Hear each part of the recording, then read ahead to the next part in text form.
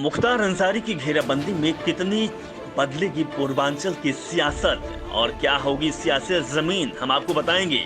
लेकिन उससे पहले आपको बता दें कि ये भी बताएंगे कि क्या बीजेपी को फायदा होगा। जानिए राजनीतिक विश्लेषकों की क्या राय है। जी हाँ, गोरखपुर से लेकर प्रयागराज तक मुख्तार अंसारी का असर देखने को मिलता है।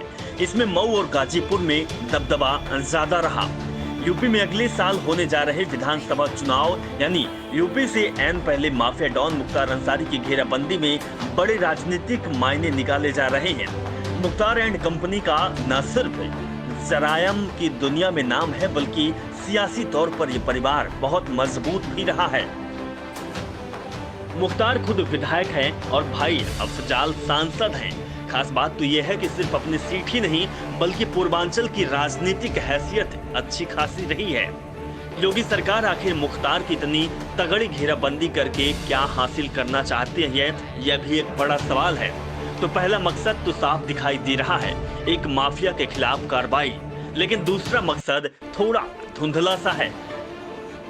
जानकारों का मानना है कि पूर्वांचल के कई जिलों में राजनीतिक समीकरण को सत्ताधारी भाजपा बदलने की ख्वाहिशमंद है।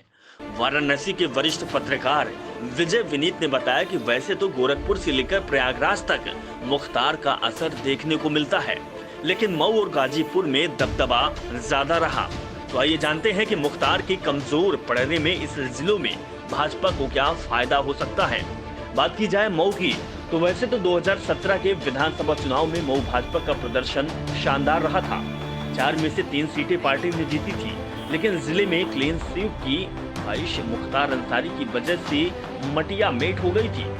मुख्तार के कमजोर पड़ने में यह सीट भाजपा को ही झेल नहीं सकती है। बता दें कि मुख्तार 2014 में बसपा के टिकट से चुनाव जीता था। ऐसे में बसपा का कैंडर वोट भी उसे मिला। अब यदि किसी पार्टी ने मुख्तार को पनाह नहीं दी तो चुनाव जीतना आसान नहीं होगा। अगर बात हम गाजीपुर की करें तो गाजीपुर में भाजपा के लिए जिला भी बहुत चुनौतीपूर्ण रहा। 2017 के आंकड़े की बात की जाए तो इस चुनाव में ओम प्रकाश राजभर की सुबह सपा और वैशाखी के सहारे से 7 में से महज 3 सीटें ही जीत पाई थी।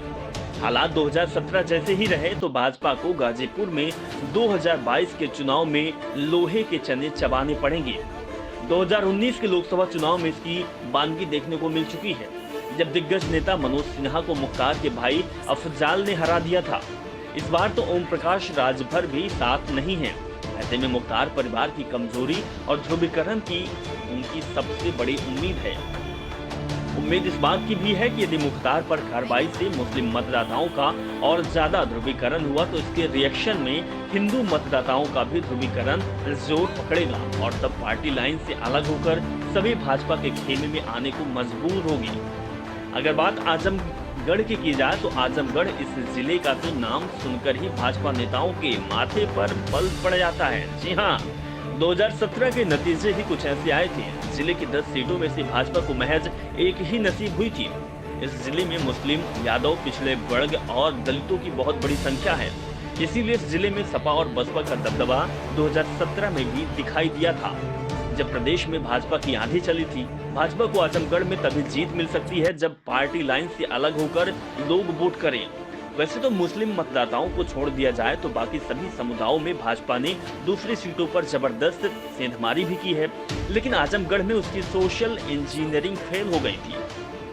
अब मुख्तार, अतीक और आजम की ओवर ब्रांडिंग से हालात बदलने की उम्मीद पार्टी के नेता अलग लगा सकते हैं। हालांकि वाराणसी के वरिष्ठ पत्रकार ए.के. लारी ने कहा कि भले ही मुख्तार की ओवर ब्रांडिंग हो रही हो, लेकिन सत्ताधारी भाजपा की योजनाओं में से राजनीतिक माहौल बदला है और बदल रहा है। शौचालय और आवास योजना का खासा प्रभाव ऐसे मतदाताओं पर भी देखा जा रहा है जो भाजपा के वोटर नहीं माने जाते रहे। बता दें कि पूर्वांचल में राजभर वोटरों को बहुत अधिक सीटों का प्रभाव है। इस बार ओम प्रकाश राजभर भाजपा के साथ नहीं है। ऐसे में पार्टी को पूर्वांचल में इनकी भी भरपाई करनी पड़ सकती है।